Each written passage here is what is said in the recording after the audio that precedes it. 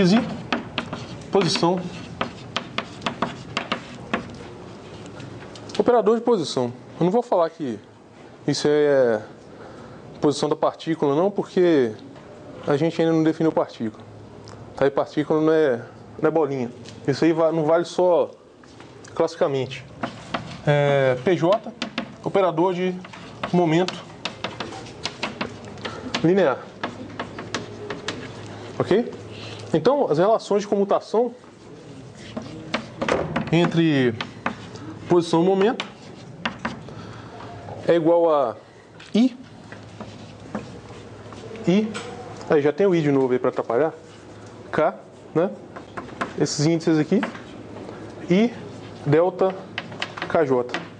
Ou seja, é 1 quando K é igual a J e 0 se K é diferente de J, né? Ou seja, I se K é igual a J ou 0. Desculpa. I se K é igual a J e 0 se K é diferente de J. Ok? E a gente define o momento angular, os componentes do momento angular, como sendo EP KJ XK PJ. Certo? Componentes do produto vetorial mesmo. Uma vez que a gente fez isso, daquela relação de comutação, a relação de comutação estrelinha, dá pra gente mostrar que o momento angular satisfaz essas propriedades.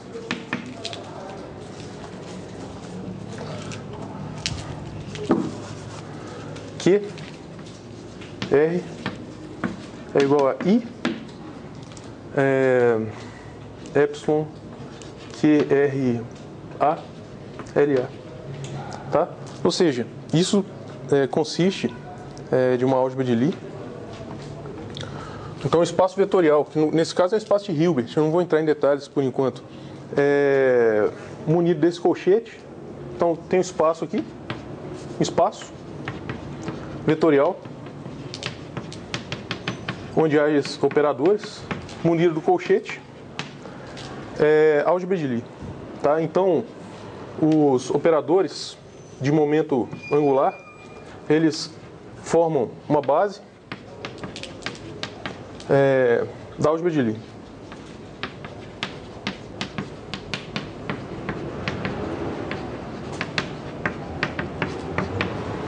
Certo? Nesse caso, oi? O colchete LQLR são colchete de componentes diferentes do momento angular. Perfeito. Aqui,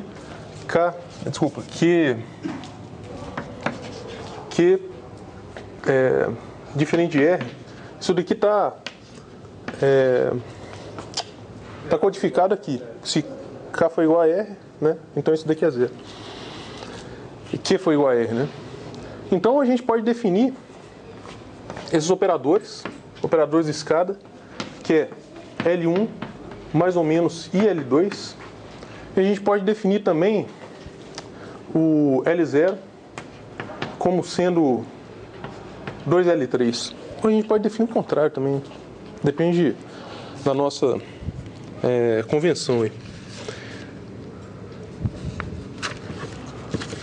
Tá.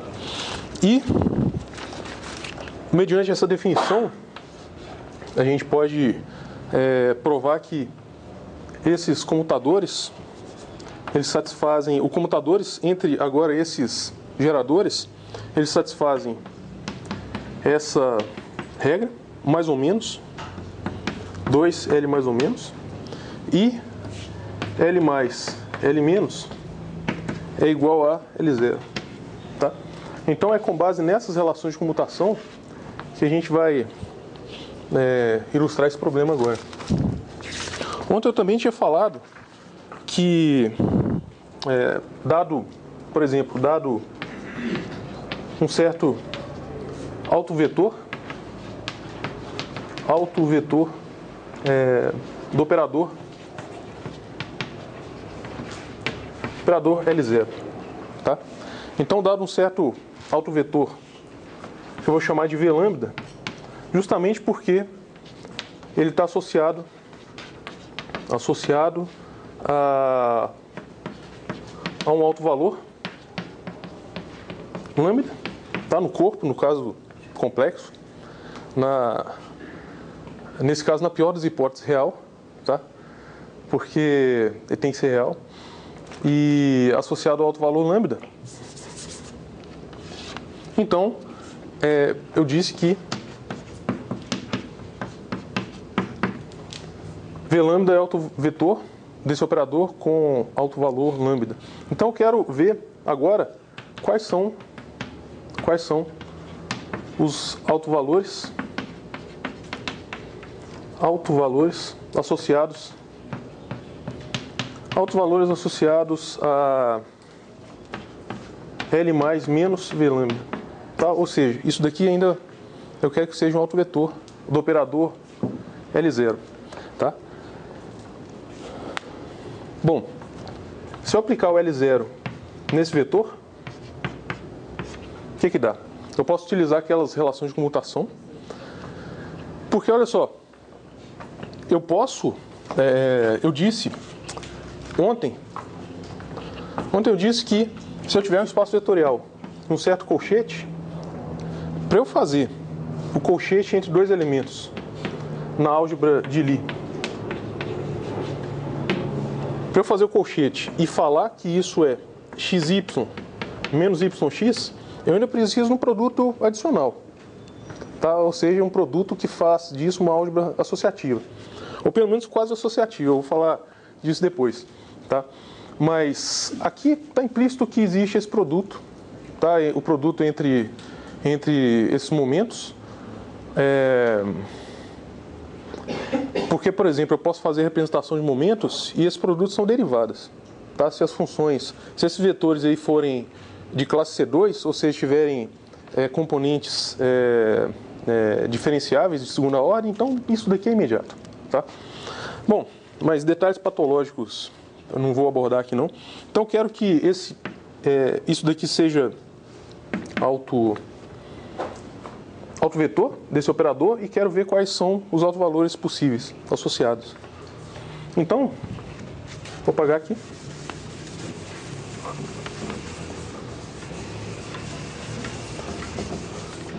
Então, vou utilizar essa relação de comutação aqui, que me dá L0, L mais ou menos L mais ou menos L0. Isso daqui é mais ou menos 2L mais ou menos. Então, eu vou utilizar essa relação de comutação. Isso vai me dar L mais ou menos L0, mais ou menos 2L mais ou menos, agindo sobre o V lambda. Tá? E quanto que dá isso? O L0, o V lambda é alto valor, é alto vetor do L0 com alto valor lambda, mais ou menos 2L mais ou menos V lambda. Então isso daqui é exatamente, isso daqui é lambda V lambda, então lambda ele pulou para fora, mais ou menos 2. Então eu descobri um novo autovetor com esses esses autovalores. Aqui é L mais ou menos. Tá, então,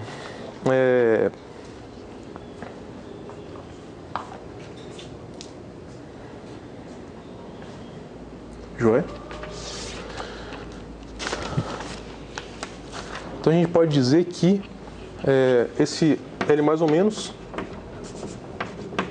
são autovetores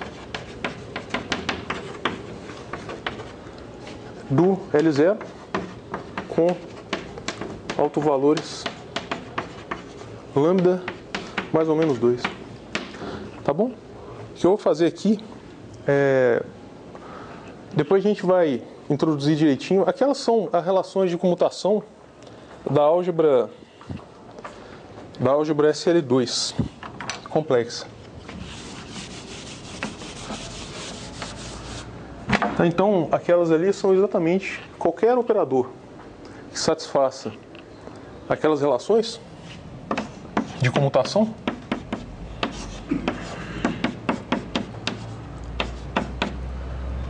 e a de baixo aqui, L mais ou menos, L menos é igual a L0. Essa daqui, elas são relações de comutação da álgebra de Lie SL2.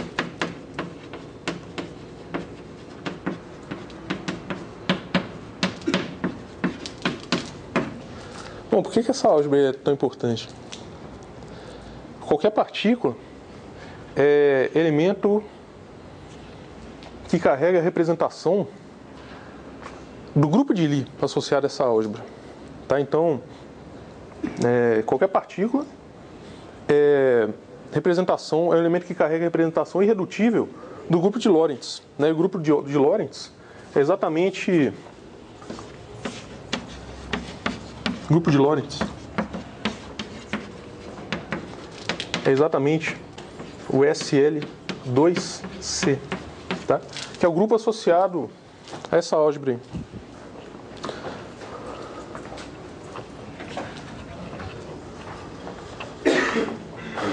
Tá, agora o que eu vou fazer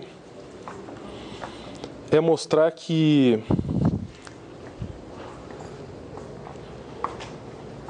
o que eu vou fazer agora é o seguinte: eu vou mostrar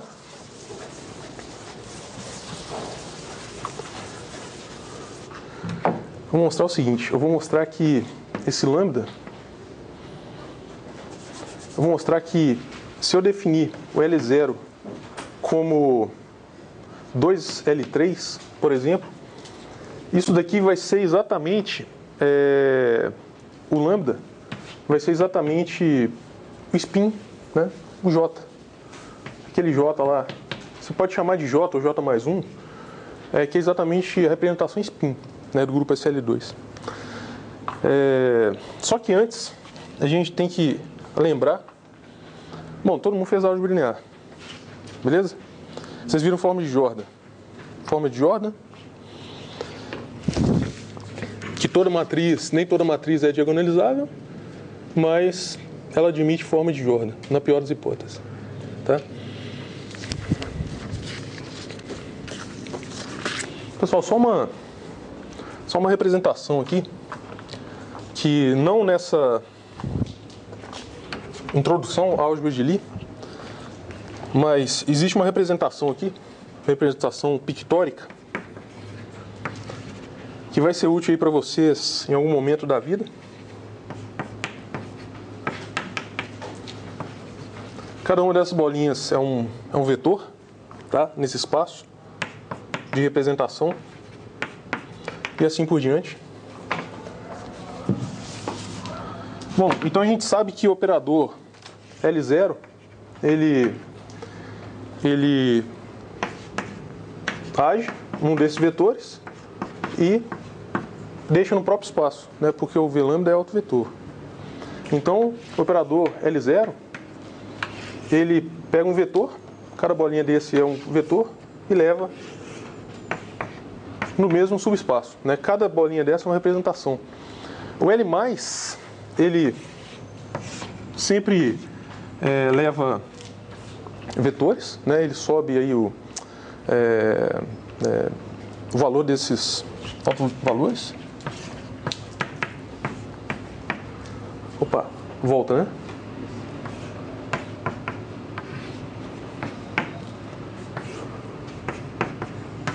Bom, representação pictórica aí do que está acontecendo. Pois não? Os elementos do grupo SL2 são o quê? São matrizes? Ah, tá. Bom, como a gente vai falar mais sobre álgebra, esse grupo aqui é definido como matrizes 2×2 complexas, tais que determinante dessa matriz é 1. Tá?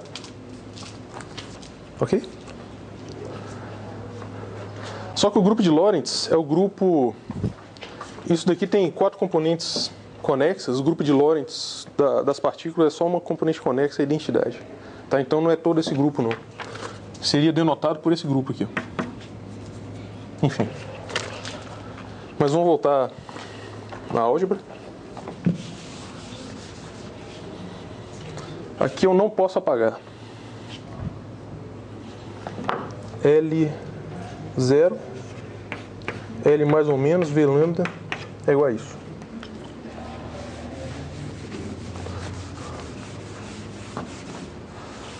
Ok? Tá bom, então vamos lá. Antes disso, o que é alto valor, hein? Tem um operador, tem um certo operador no espaço vetorial, no mesmo espaço vetorial. Esse aqui é espaço, notação para espaço dos endomorfismos. Endomorfismos de V. Ou seja, transformações que vão de V em V e são lineares. Tá? Mas é importante essa denominação, porque a álgebra linear é a álgebra onde o produto é a soma, né? Então, a gente faz tudo em álgebra linear, mas a gente é um caso bastante particular, onde o produto é a soma. Então, definição de alto valor e alto vetor. Eu quero resolver essa equação aqui, né? Se a gente lembra. Então, essa equação aqui, esse aqui é o operador identidade. Se eu quiser uma solução não trivial, se for trivial, eu coloco V igual a zero, é trivial, acabou. Mas se eu quiser uma solução não trivial, solução não trivial desse sistema, então eu forço que o núcleo desse operador seja diferente de zero, né? E se eu tenho isso, a única maneira disso ser verdade é que o determinante desse operador seja nulo. Certo? Assim que a gente acha pronome característico. Nos livros de física aí tá escrito equação secular, porque a gente demora um século para resolver, em geral, né? No livro de mecânica está escrito isso. E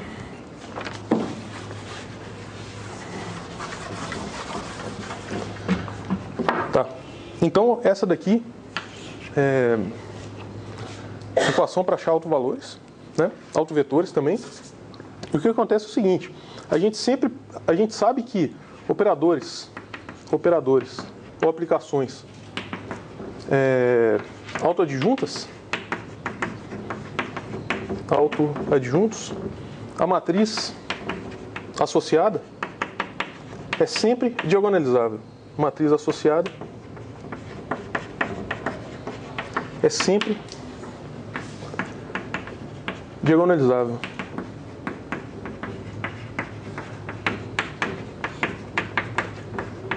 Olha, a recíproca não é verdadeira, tá? Mas aí é questão de sorte. Então, se um certo operador naquele espaço,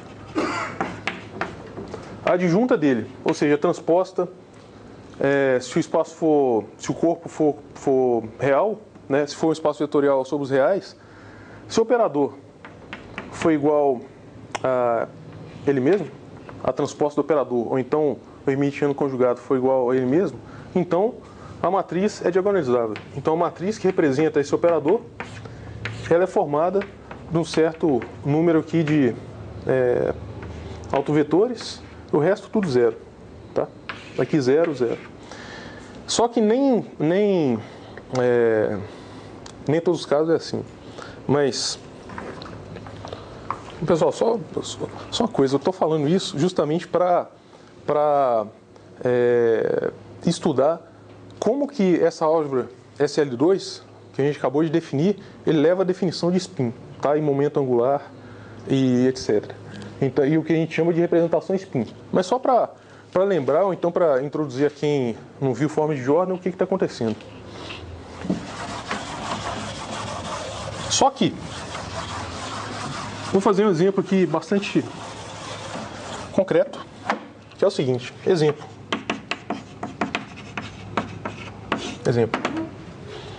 A gente tem o operador, o espaço vetorial, que é espaço das funções, que são infinitamente diferenciáveis e tem suas derivadas também contínuas, tá? Então vou pegar um certo vetor desse tipo aqui, ó, exponencial de lambda x, onde esse lambda é um número real, ok? E x, a variável aqui, e essa função está nesse espaço, ou seja, ela é infinitamente diferenciável e todas as derivadas dela são contínuas, em todos os pontos da reta. Então, eu vou pegar o operador derivada em relação a x. Tá?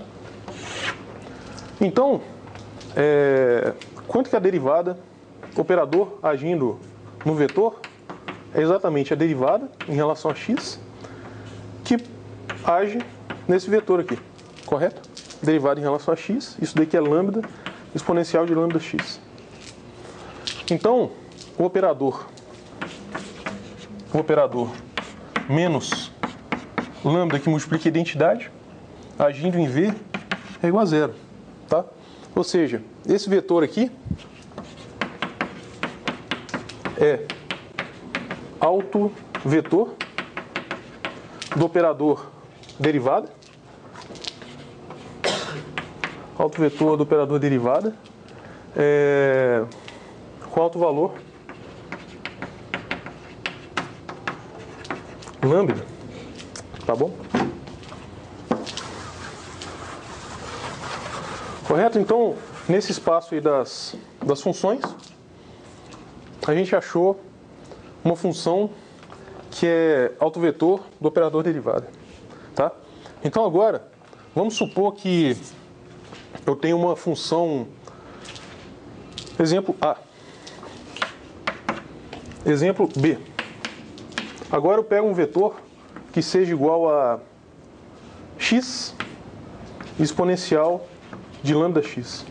E quero ver quanto que dá a derivada, quanto que dá o operador derivada agindo nesse vetor. Então eu tenho que fazer a derivada em relação a x dessa função aqui. Quanto que é isso? É exponencial de lambda x mais lambda x exponencial de lambda x. Correto? Então, φ menos lambda i aplicado em v, quanto que é? Φ menos lambda i vai ser a derivada, né? Menos lambda, que multiplica a identidade, agindo no vetor. Então, isso daqui dá exponencial de lambda x. Só que a gente já sabe que isso daqui, só esse pedaço aqui, é o autovetor associado ao primeiro espaço, né? Então a gente sabe que se eu aplicar esse operador, aquela função, isso daqui vai dar zero, porque isso daqui é o autovetor desse operador. Só que se eu aplicar desse lado, eu tenho que aplicar do outro lado também. Então é melhor chamar de W aqui, né? Para não dar confusão. W. Ok. Então φ menos lambda i ao quadrado, ou seja, aplicado duas vezes, em W dá zero. Ou seja, existem vetores que eles não são autovetores imediatos desse operador. Só que eles são chamados de peso desse operador. Tá? Nesse expoente aqui, chama-se... bom, na verdade, esses caras aqui chamam-se vetores raiz. Tá? Isso daqui é um vetor raiz do operador φ. E esse daqui, esse índice, é o índice que se chama peso do operador φ. Tá? Então, nesse caso, neste caso,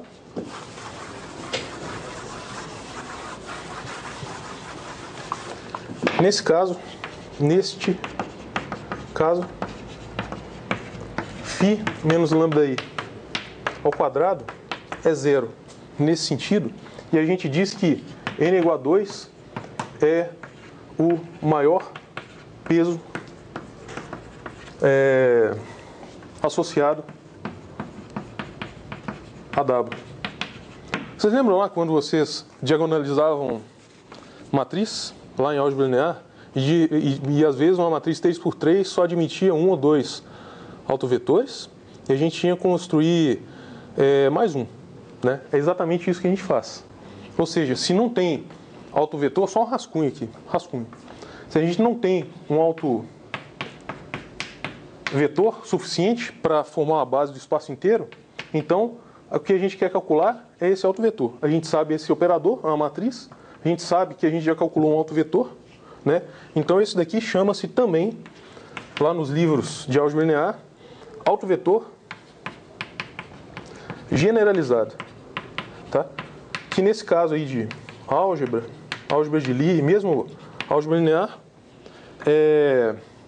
eu chamo de vetor raiz, tá? Então é nesse sentido que eu quero analisar de volta aquela álgebra SL2 e ver o que está acontecendo. Só um momento. Também eu posso falar que nesse caso o φ menos lambda i é um operador nilpotente de índice 2, tá?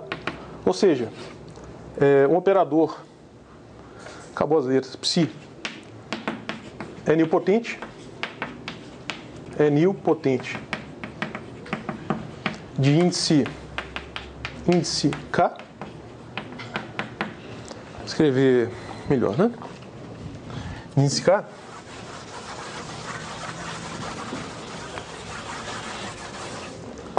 Se nilpotente de índice K, se psi elevado a K é igual a zero e psi elevado a K menos 1 é diferente de zero para todo... bom, é isso. K menos 1 diferente de zero.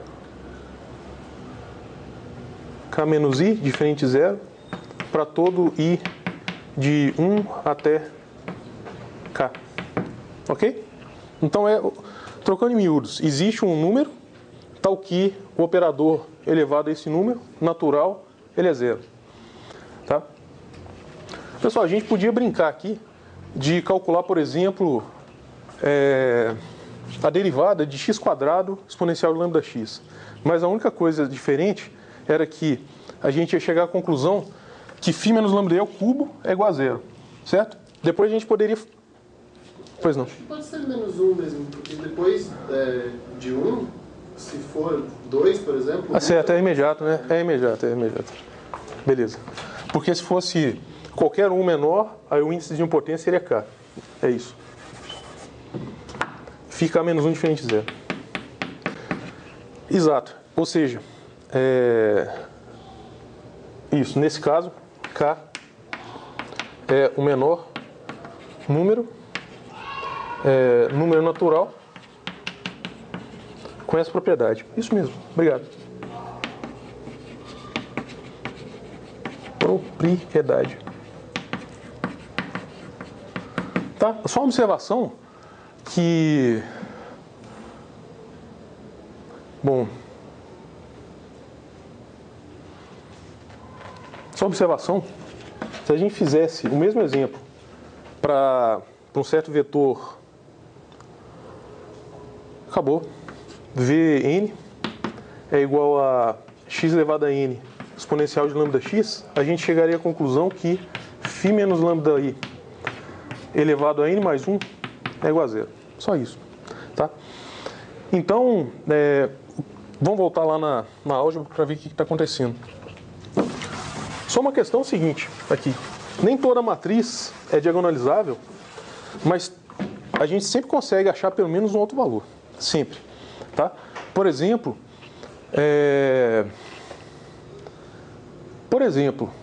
a matriz associada à derivação desses polinômios, vamos pensar.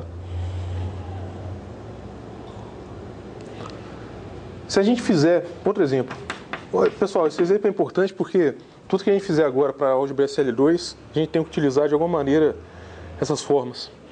Tá, então eu vou fazer o seguinte, eu estou aqui no espaço dos polinômios de ordem n, tá?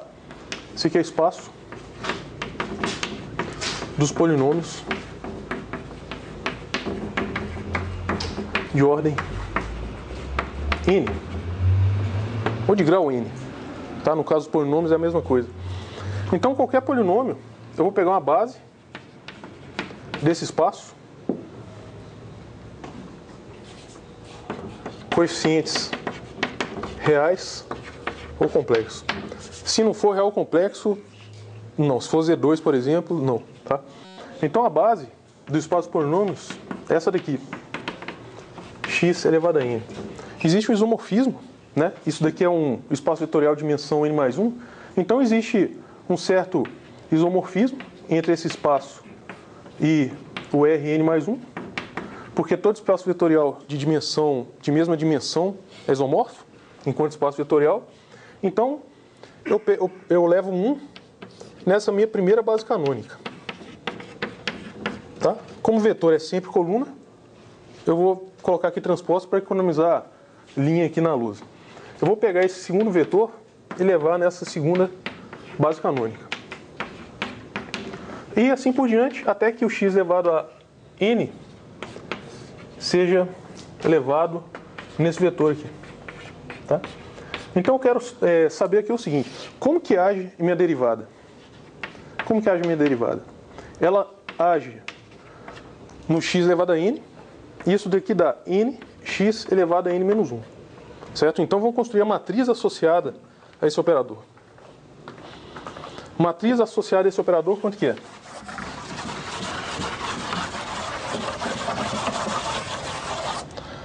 Bom, na verdade a gente tem que calcular a ação da derivada em todos, né?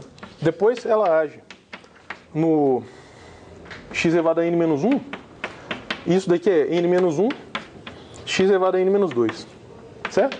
Ela age no x quadrado, isso daqui é 2x, ela age no x dá 1, e ela age no 1 e dá 0. Na base canônica, qual que é a matriz responsável por essas operações? Então eu quero a matriz. A matriz que a gente quer, todo operador tem uma matriz associada. Então a matriz, ela pega o 1. Olha, a gente viu que o elemento 1 é exatamente esse vetor aqui. Ó. Então ela pega o 1 e leva no 0.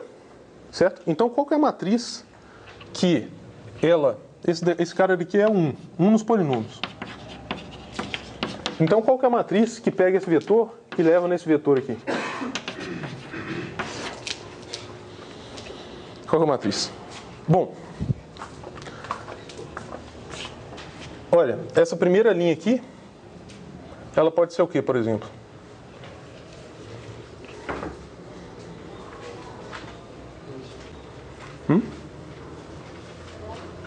Professor, essa é a matriz de transformação de base do n para L mais 1? Essa é a matriz do operador derivada, não porque... Mas para cada elemento, separadamente.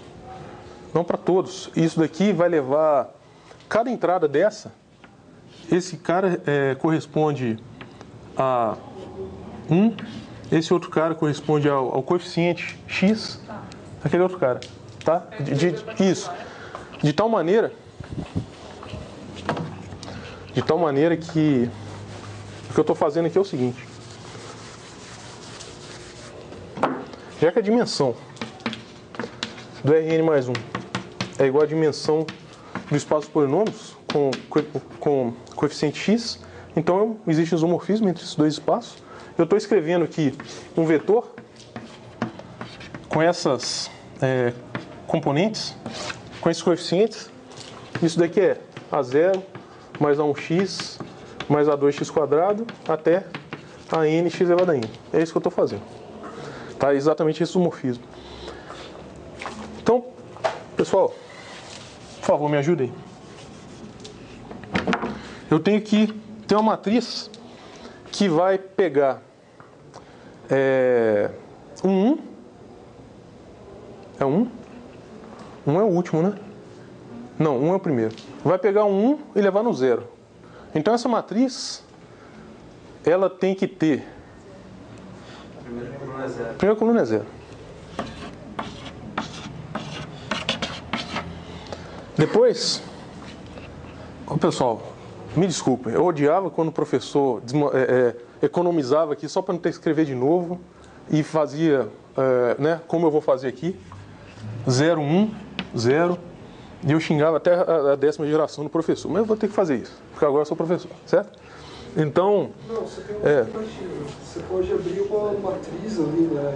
Colocar em cada coluna um dos fatores da base. Tá.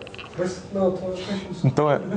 Então, olha só, esse cara aqui, então, a matriz, a segunda, isso daqui representa agora o x, certo? O x que... esse vetor aqui. Só que o x é elevado no 1. Então, o x agora é elevado no 1. Então, a segunda coluna, ela tem que ser, por exemplo, tem que ser 1 aqui, certo? Porque, olha só, a primeira linha com a primeira coluna dá exatamente aquele termo lá. Depois, tudo aqui pode ser 0. Tá certo? Depois, o x quadrado é elevado no 2x. Então, a segunda coluna aqui, a terceira coluna tem que ser 2 e o resto tudo 0. Bom, adivinha como vai ser aqui mesmo?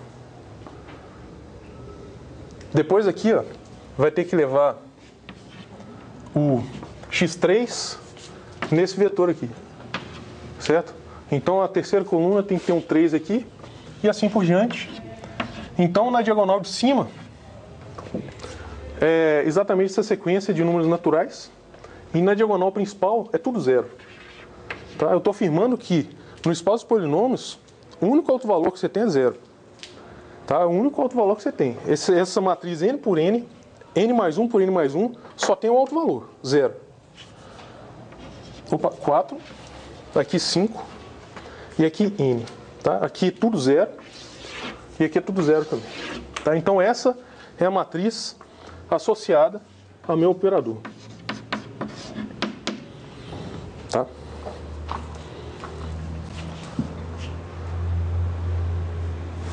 Então aquele processo lá que eu falei sobre construir autovetores generalizados, eu só tenho um autovalor. E com isso eu só acho um autovetor. Então eu vou ter que repetir aquilo n vezes para achar uma base de autovetores relativos, na qual aquele operador ele pode ser escrito de forma mais fácil. Tá? Só que a má notícia é que eu posso achar uma base, né, de autovetores, mas na melhor das hipóteses, isso daqui vai ter essa forma de Jordan. Forma de Jordan é sempre...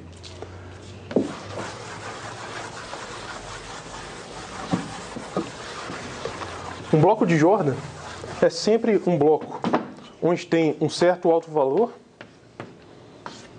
e um monte de 1 em cima. Então, por exemplo, isso daqui é bloco de Jordan. Isso daqui também é bloco de Jordan. Ok? Enfim, detalhes sobre construção de bloco de Jordan levam um tempinho. Mas o importante aqui é o seguinte, é que, na melhor das hipóteses, eu consigo escrever esse operador derivado dessa maneira. Tá? Eu acho uma base na qual a matriz é desse tipo.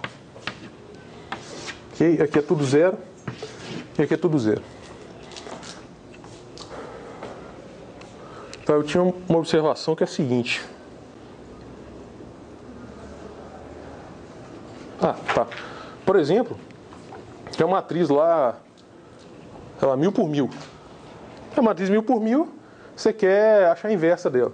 Então, ao invés de você multiplicar matrizes com 1000 por 1000 entradas, seria interessante você separar em bloquinhos aí, 2 por 2, enfim, com um monte de zero na matriz.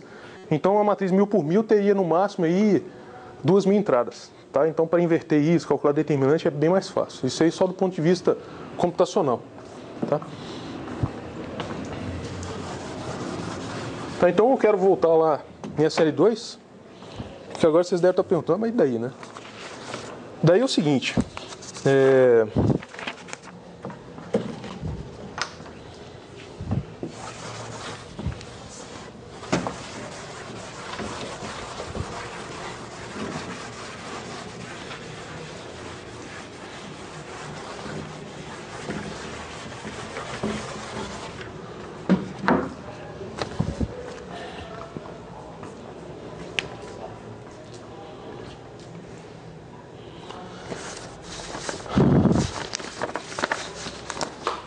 relação de comutação.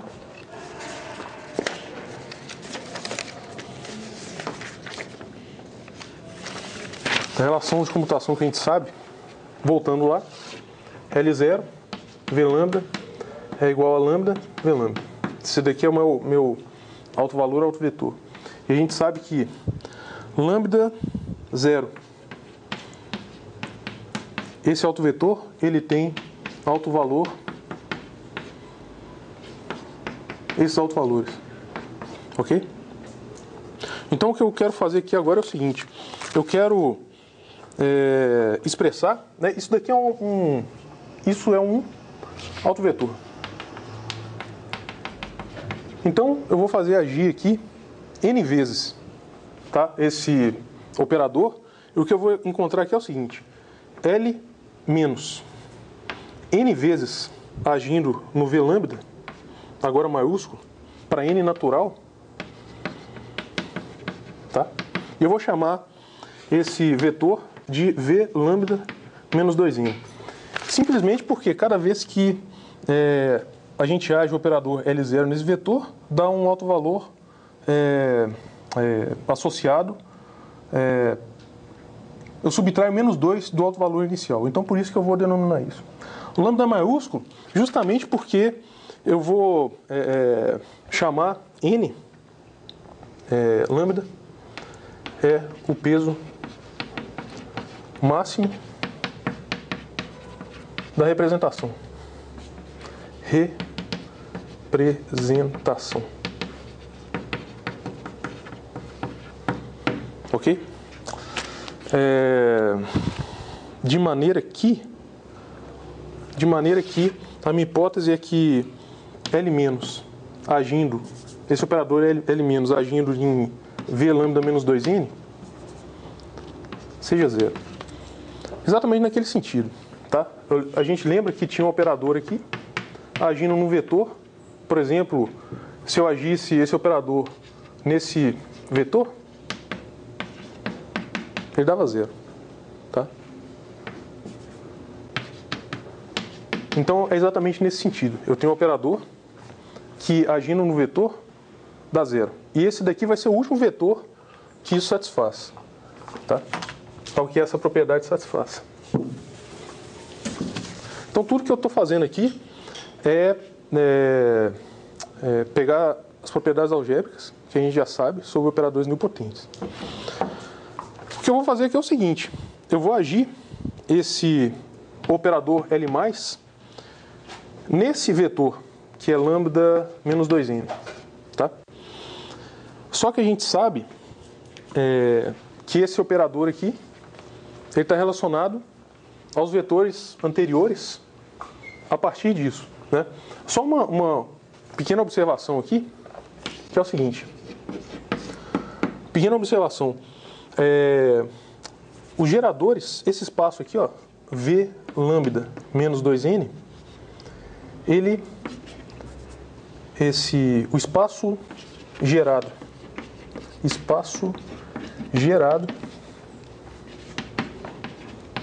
por esse conjunto é fechado sob a ação de L0 e L-, ok?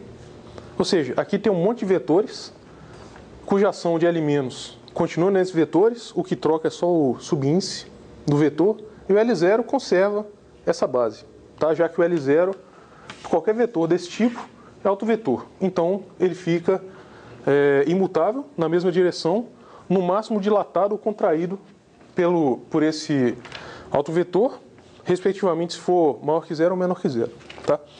Então, eu vou fazer agir o L+, isso daqui vai dar exatamente L+, L menos, V, lambda, menos 2N, mais 2. Só que se eu utilizar a relação de comutação, que eu apaguei, L mais L menos é igual a L0 e L0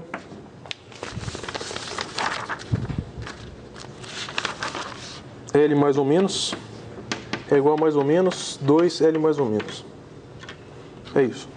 Então, se eu utilizar a primeira relação de comutação, eu posso escrever isso como L menos L mais L0, que age nesse vetor.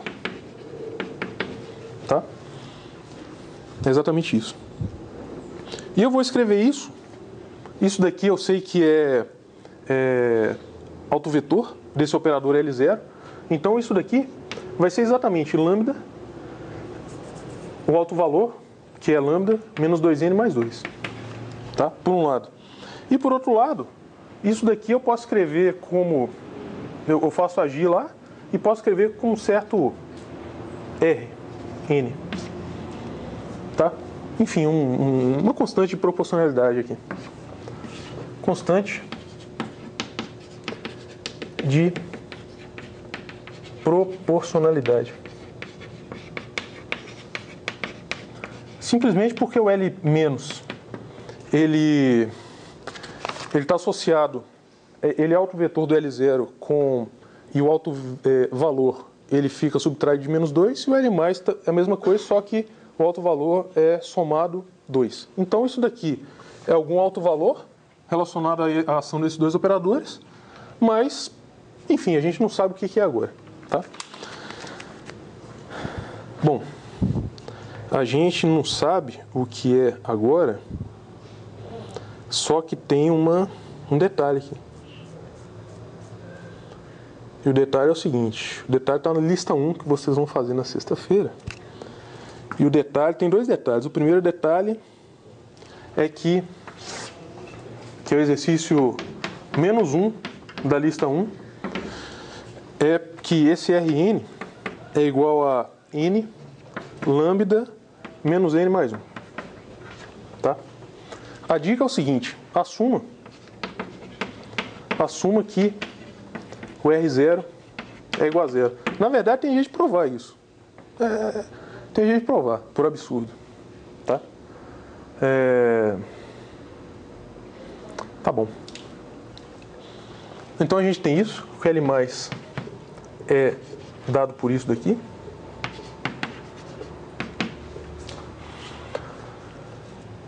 Ok. Mas, olha só, por outro lado, a gente tem que a ação do L0 nesses vetores, a gente já sabe o que é. Né? A gente sabe que isso daqui é L... Bom, a gente já sabe. É lambda mais ou menos 2, que multiplica o L mais ou menos V lambda. Certo? Pois não? Ali na última linha, não está faltando V de lambda. Isso, tá. Muito obrigado. Obrigado. Mas a gente já sabe isso, né? Que esse vetor é autovetor do L0 com autovalor lambda mais ou menos 2. Mas, qual que é o autovalor desse operador aqui? Qual que é o autovalor desse operador? Associado a esse operador.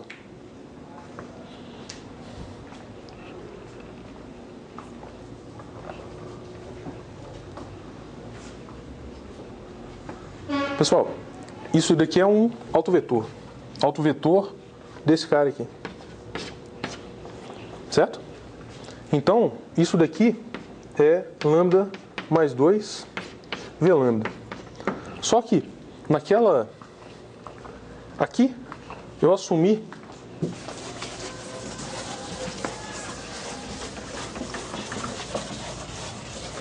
naquela expressão ali, nessa expressão aqui, 2 estrelinhas, eu assumi que esse lambda maiúsculo é maximal.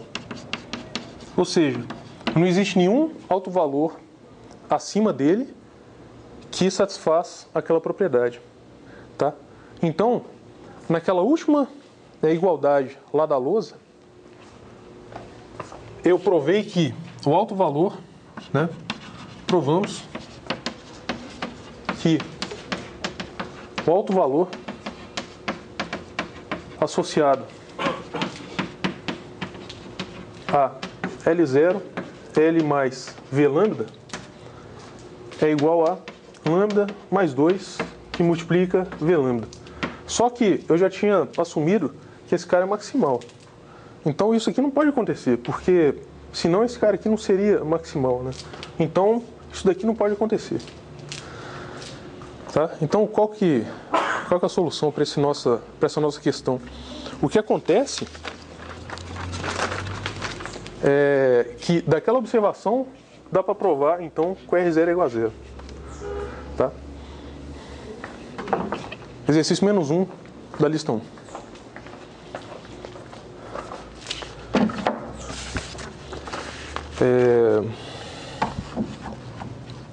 Tá, a gente sabe então que daquela expressão ainda, 2 estrelinhas, a gente sabe que V lambda menos 2n é igual a L menos elevado a n V lambda. Ok? Então a gente quer achar esse n para achar a representação lá spin. Então a gente queremos achar. Bom, esse negócio de achar, encontrar é filosofia, né? A gente quer calcular, na verdade. Queremos achar um n, né, natural nessa expressão aqui, tá? Tal que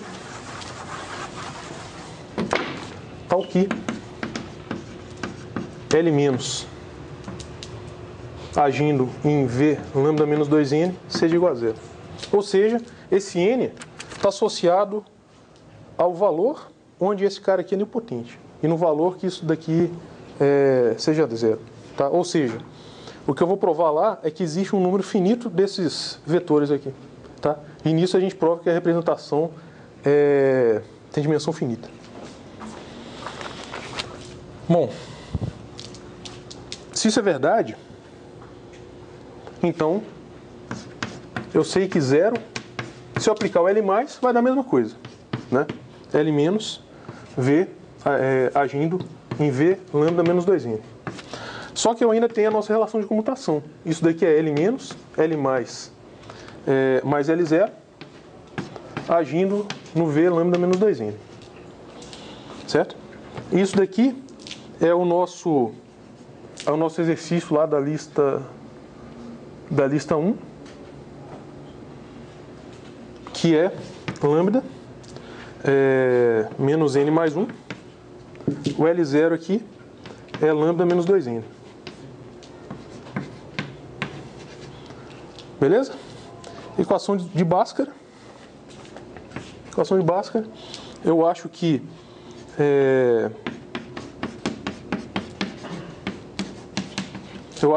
dois valores para o n. Um é menos 1 e o outro é o próprio lambda.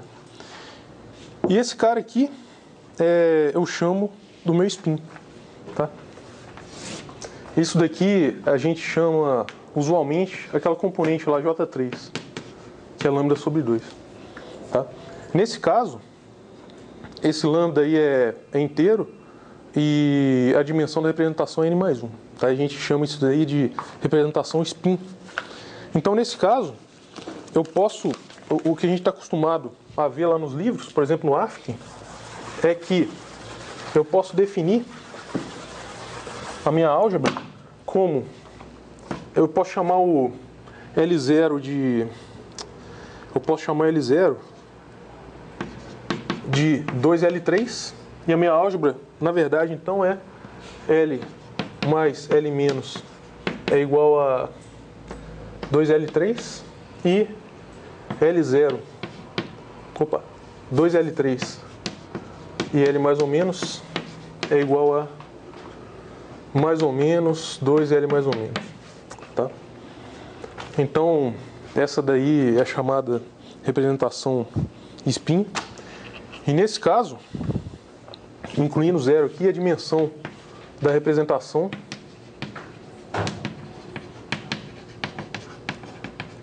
é J 2J mais 1. Ok? Então esse J aí o pessoal chama a representação da álgebra. Pessoal, vamos voltar lá para... Como é que chama? Tomar um Gatorade. Vamos tomar um Gatorade aí e voltar para exemplos um pouco mais simples aí, mas relacionados ainda à álgebra SL2, tá? Só uma observação antes.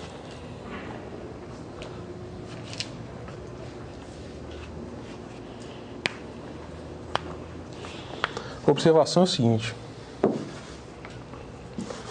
a gente vai ver em pouco tempo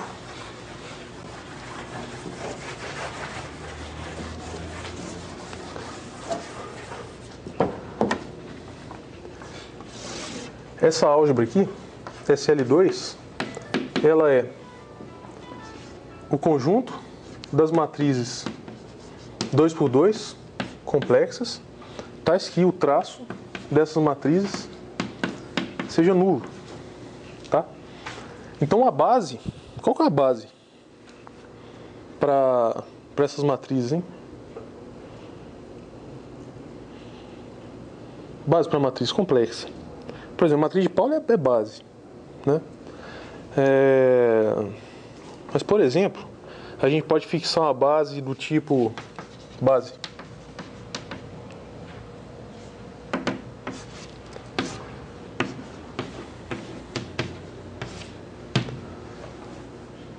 Zero, 0, 0, 1 e 1, 0, 0, 0.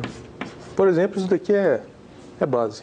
Também as matrizes de Pauli são base, né? Dessa matriz. Dessa... Um tem 100 em cima ali, né? No do meio. Tem 100 em cima, desculpa. Aqui tem 100 em cima. Não pode estar na diagonal. Obrigado. E outra base também, por exemplo, matriz de Pauli. Mas eu vou mostrar daqui a pouco que, em geral, qualquer SLN, qualquer matriz, a álgebra de Lie das matrizes, elas podem ser expressas a partir das matrizes de traço nulo, soma direta com o corpo aqui, por exemplo, complexo. Ou, o caso mais geral, sobre um corpo qualquer, tá? Se a matriz for um corpo qualquer. Mas como a gente definiu que quando eu não denotasse o corpo explicitamente, então os corpos seriam os complexos, então isso daí a gente vai ver daqui a pouco, tá? Bom, intuitivamente, os complexos, a matriz diagonal, né, é isomorfa aos complexos, nesse sentido. Então, o que você está tirando aqui são as matrizes diagonais, grosso modo, tá? Isso aqui é uma parte. Resta provar que nenhum elemento aqui ele pode estar aqui, tá? Então vamos fazer isso aqui com calma. Ontem a gente mostrou que o grupo simplético, a gente mostrou que, a álgebra de Lie simplética, ela é a álgebra de Lie, né? Então ontem a gente fez ontem foi mostrar que essa álgebra, que é definida a partir das matrizes 2n por 2n, tal que xj mais x daga jx daga é igual a zero, onde o J era uma estrutura simplética. Certo? E nesse caso aqui, o J² é menos a identidade. A gente mostrou que isso daqui é álgebra de Lie.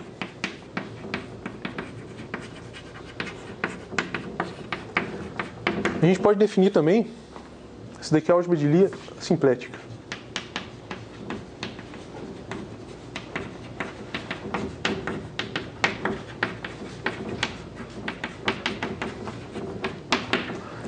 A gente pode mostrar também que a álgebra, se a gente definir essa álgebra aqui, um outro exemplo, SOPQ, que são exatamente as matrizes nesse espaço aqui, GLN, tais que XJ mais JX transposto é igual a zero. Só que agora esse J daqui, ele é essa matriz aqui, é menos a identidade P por P e é a identidade Q por Q. Tá? De alguma maneira eu estou munindo essa minha álgebra de uma estrutura no espaço-tempo. Tá? Se P for igual a 1, menos 1, a gente tem a estrutura de Lorentz. Né? Bom, espaço-tempo Minkowski, n-dimensional. Tá? Q por Q. Pessoal, a demonstração disso é de certa maneira equivalente, né? Porque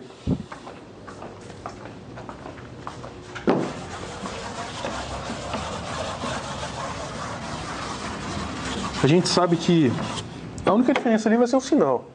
Bom, mas um sinal é muita coisa. Um sinal é você ir para lá e estar voltando para cá, né? Assim, sinal, só a diferença de sinal não significa nada, não. Mas naquele caso, a gente sabe que XJ mais JX transposto é igual a zero, né?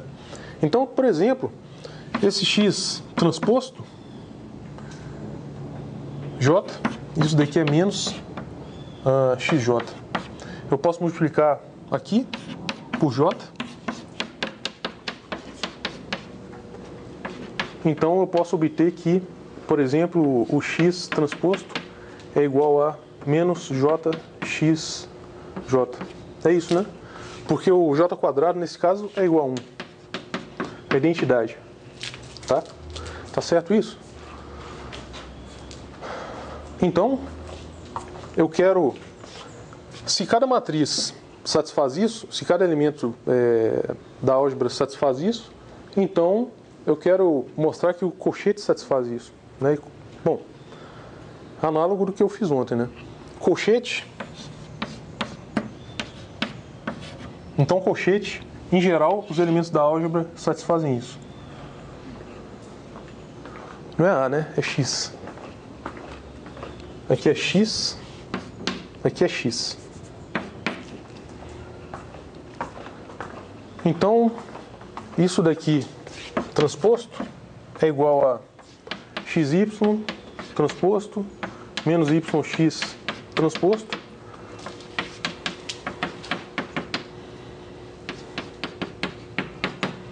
correto? E isso daqui, por definição, bom, pela propriedade aqui é o que?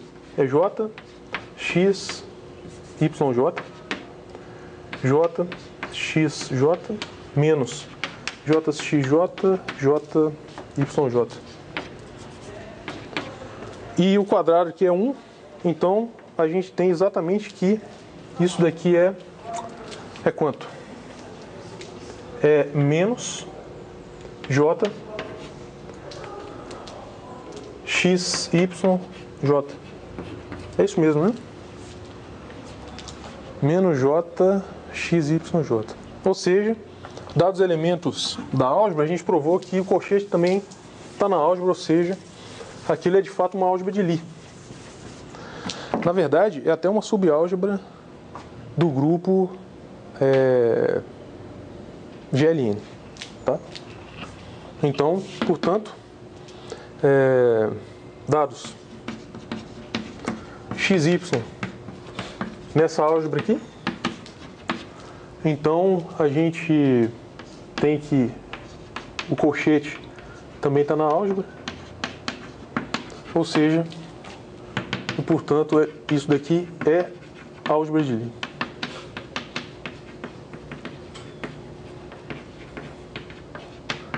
Pessoal, só uma coisa, SL2, a álgebra de Lie, isso daqui é... A observação não tem nada a ver com isso não, mas tem a ver com o que eu escrevi 2 lousas atrás. Isso daqui é exatamente a álgebra de Lie associada ao grupo de Lie, né? Isso daqui está associado ao grupo de Lorentz. E... Bom, tem aquele grande questão aí de unificação dos campos. A gente sabe que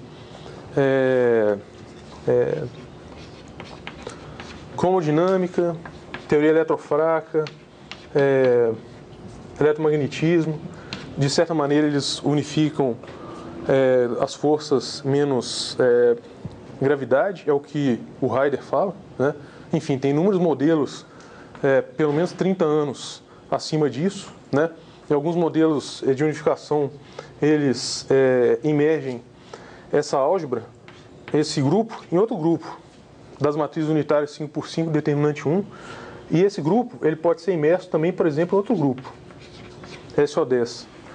Todos esses grupos eles podem ser imersos naqueles grupos excepcionais, e assim por diante, né? Mas, por exemplo, existem algumas teorias ultramodernas aí, mas começaram algumas décadas atrás, cujos grupos de simetria são SO32, são E8 por E8, que é o produto cartesiano entre 2 álgebras excepcionais. Cada uma dessas álgebras tem 243 dimensões, né? Então, assim, tem muita coisa aí dentro. Tem muita partícula aí, né? Nesse modelo, não estou falando especificamente nada em particular, não. Mas a questão é a seguinte, existe um modelo, né? Isso daqui forma, por exemplo, teoria de gauge, teoria de calibre, para todas as forças, exceto a gravidade, né? Só que existe teoria da gravidade também para o grupo de Lorentz, né? Só que todos esses grupos aqui são compactos. E existe teoria da gravidade, de gauge para gravidade, com esse grupo aqui, só que esse grupo não é compacto, tá? Então, também existe uma teoria de gauge para gravitação, só que para o grupo de Lorentz, tá? Então, nesse sentido, para o grupo de diffeomorfismos do espaço-tempo e que não tem nada a ver com grupos de simetria interna, tá? Então, só essa observação. O grupo de Lorentz também, hoje em dia, não sobre os complexos, mas sobre os octônios, né? Em teorias de 10 dimensões. Aí, por exemplo, o Nathan está fazendo coisas de espinores puros, realmente boa sacada. Enfim, grupo de Lorentz, a gente pode falar mais um pouquinho disso depois. Pelo menos no espaço-tempo, ele cobre de boa maneira todas as representações, né? As partículas, representações, elementos que carregam as representações irredutíveis. Mas vamos voltar lá. Um outro exemplo de álgebra de Lie, tão importante quanto, é essa álgebra de Lie aqui, que ela é o conjunto dos elementos do grupo das matrizes n por n sobre corpos complexos, tais que x mais x d'H é igual a 0. Tá? Pessoal, isso daí é álgebra de Lie? Bom, não é porque eu escrevi letrinha gótica U que isso daí é álgebra de Lie, não, tá? Vou escrever aqui um U diferente aí para não induzir vocês a falar que isso daí é álgebra de Lie. Mas a gente tem que provar que dados x e y em UN, então a gente tem que mostrar exatamente que o colchete também tem que estar em UN, né? E isso daqui a gente não sabe. Se o x é menos x d'H e o y é igual a menos y d'H, então o colchete eu posso escrever como y d'H, x d'H, menos x d'H, y d'H. Beleza? Então, isso daqui é yx menos xy, que é igual a menos colchete. Então, de fato, isso daqui é álgebra de Lie, porque o colchete satisfaz essa propriedade. Tá? Ou seja, o colchete ainda é fechado sobre propriedades dessa álgebra. Pessoal, tem um exemplo.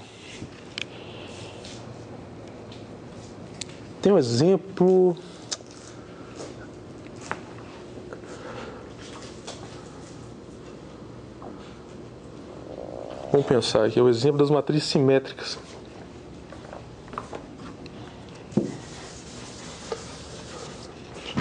Matrizes. Outro exemplo. Matrizes tais que elas são simétricas. Isso daqui é álgebra de Lie? Simétrica. Isso é álgebra de Lie?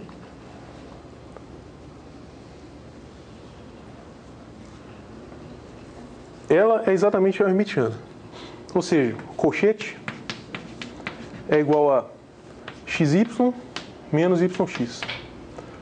Certo? Ou o transposto. O conjugado. Perdão. Então isso daqui é y conjugado, daga, né? X daga, menos x daga e y daga. Isso daí é quanto? Isso daí é o próprio yx menos xy, que é igual a menos comutador. Não é?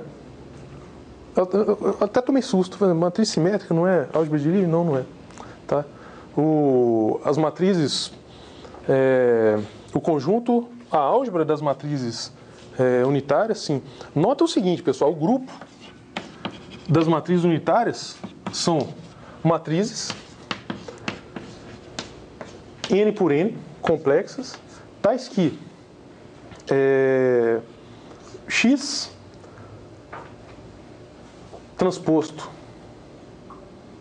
x daga é igual a inversa. Tá?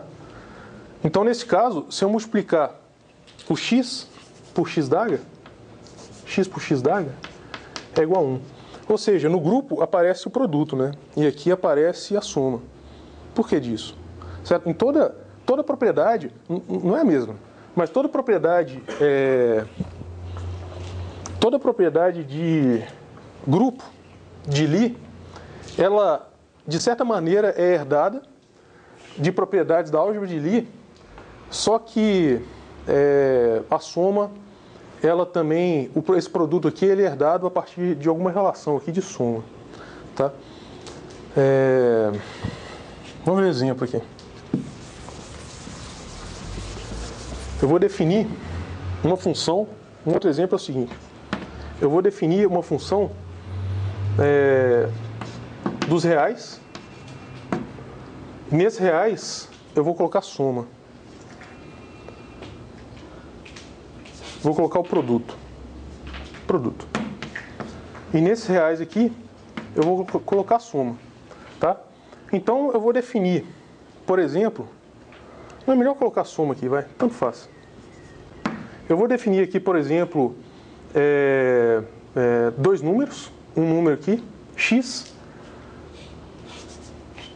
E essa função, ela está ligada à exponencial de x. Tá? Exponencial de um número real. O que eu quero dizer aqui é o seguinte. Exponencial de x, exponencial mais y, é elevado em exponencial... Quanto que é isso aqui? Não. Exponencial de x é vezes exponencial de y. O que eu quero dizer aqui é o seguinte. Eu estou levando soma em produto aqui, tá? Mediante um mapa exponencial. Isso aqui para números reais. Eu também tenho um mapa exponencial, mas não é tão trivial quanto esse, mas um mapa exponencial que me leva a álgebra de Lie em grupos de Lie. Tá? Só que exponencial... ele é feito em cima de variedades, em cima de superfícies, tá? Então, eu tô até com medo de falar, acho que eu vou falar aqui em voz baixa, vou desligar o microfone, porque assim, a partir dessa fórmula, aqui ó, determinante do exponencial de A, tá no AFC, fica em capítulo alguma coisa. Determinante exponencial é exponencial do traço. Tá? Então, de certa maneira, o produto em grupos ele é herdado a partir da soma, justamente por propriedades exponenciais. Tá? Então, conversa, nem a conversa de botequim, mas conversa de você arrumar para ir para o botequim, eu poderia te falar que álgebra, o grupo de Lie, a base dele é a álgebra de Lie, só que um elevado ao outro pela aplicação exponencial. Agora, essa aplicação exponencial, ela é realmente robusta do ponto de vista formal e tem que ser feita com bastante cuidado. Tá? Pois não. Como é definido o grupo de Lie? Grupo de Lie? Não, o grupo de Lie é uma... Vamos lá. O grupo de Lie é uma ênupla, onde esse cara aqui é um espaço topológico. Espaço topológico. Você tem uma variedade que, ou seja, na variedade você tem uma topologia em cima da sua variedade. Você tem um mapa de funções dessa variedade aqui, por exemplo, num Rn. Aqui é uma variedade, certo? Você pode ter um atlas daqui para cá também, de maneira que esse mapa seja universal. E você tem um colchete aqui. Só que o seu colchete é feito de funções, tá? Então, funções em cima dessa variedade, tá? Então, por isso que é importante estudar primeiro variedades diferenciáveis para depois estudar grupo de Lie, senão não faz sentido, tá? Não faz muito sentido.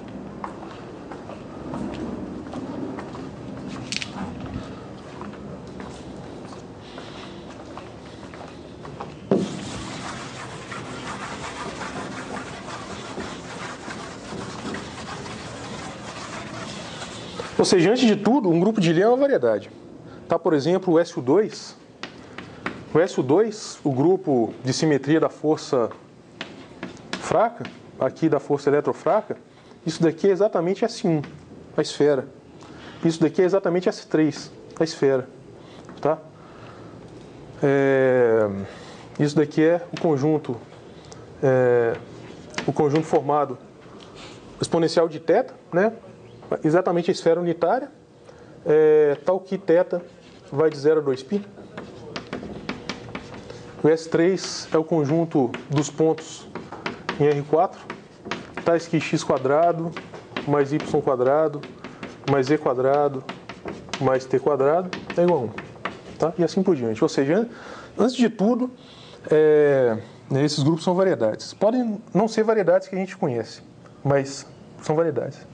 Bom, a gente não conhece assim, não pode ser expressas a partir de esferas, enfim, tá?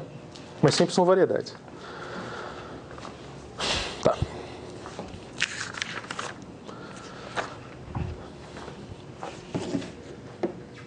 O pessoal tá acabando, que frustração. Vamos lá.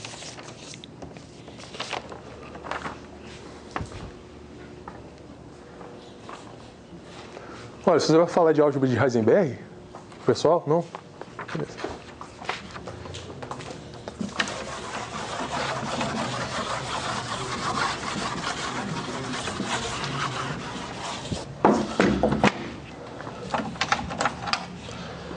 Pessoal, álgebras de Lie abelianas. Álgebra de Lie abelianas. Sempre dados x, y na álgebra, então o colchete sempre é nulo. Tá? Ou seja, a estrutura de álgebra de Lie, de espaço vetorial, não acrescenta nada à álgebra de Lie. Ou seja, a álgebra é exatamente um espaço vetorial munido de um colchete, só que esse colchete é sempre nulo, tá? Então, grosso modo, a álgebra de Lie tem estrutura de espaço vetorial sempre, mas ainda mais nesse caso porque não altera nada. A única coisa que eu posso fazer aqui é produtos entre elementos. Desses produtos, sempre eles são comutativos, né? Já que o comutador é zero. menos isso, que é igual a zero. Ou seja, xy é igual a yx. Tem duas observações aqui. Bom, na verdade, são proposições. Bom, leminha, né? Para a dimensão da álgebra de Lie é 1, então G é abeliana. Sempre. Por quê? Por quê? Se a dimensão da álgebra for 1, então esse elemento aqui é base de G. Certo? Porque só tem um elemento, a dimensão é 1. Um elemento ele gera todo espaço. Então, o comutador entre elementos, qualquer elemento é múltiplo desse cara, porque esse cara é base. Então, o comutador é zero, pela própria definição de álgebra de Lie. Tá? Se a dimensão de G for 2, então duas coisas podem acontecer. Ela pode ser abeliana, ou então, nesse caso, se não for abeliana,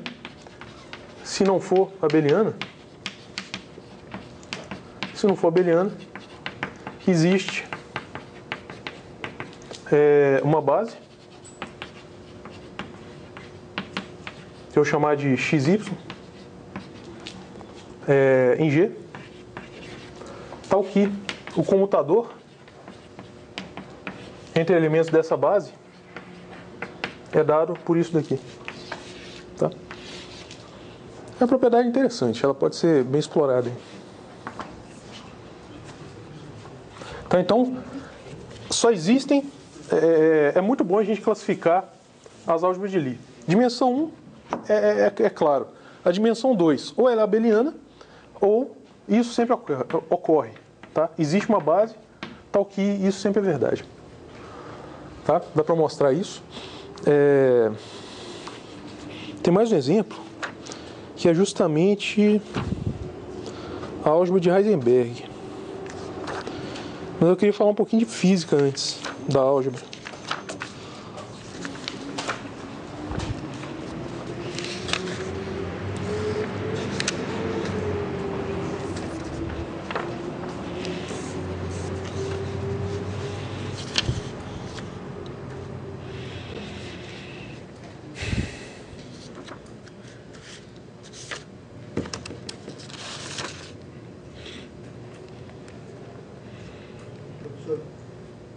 Então essa propriedade B é como se x fosse elemento neutro?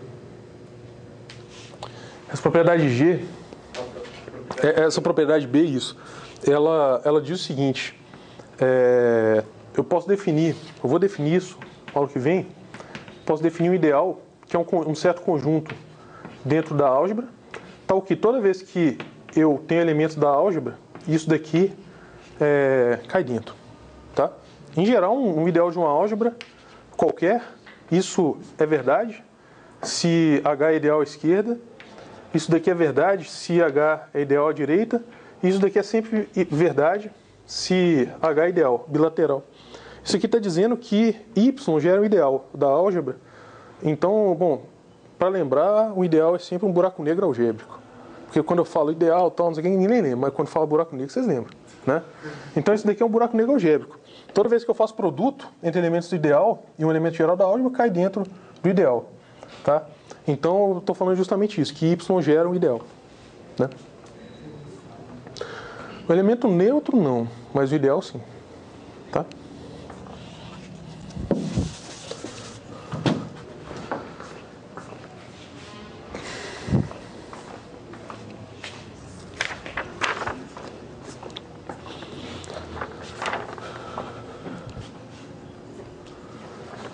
Tá bom.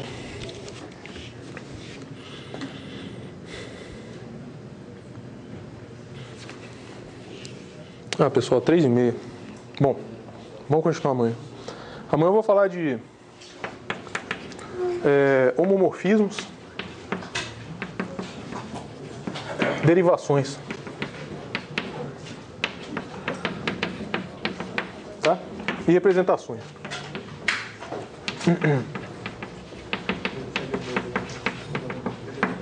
É isso. Falou?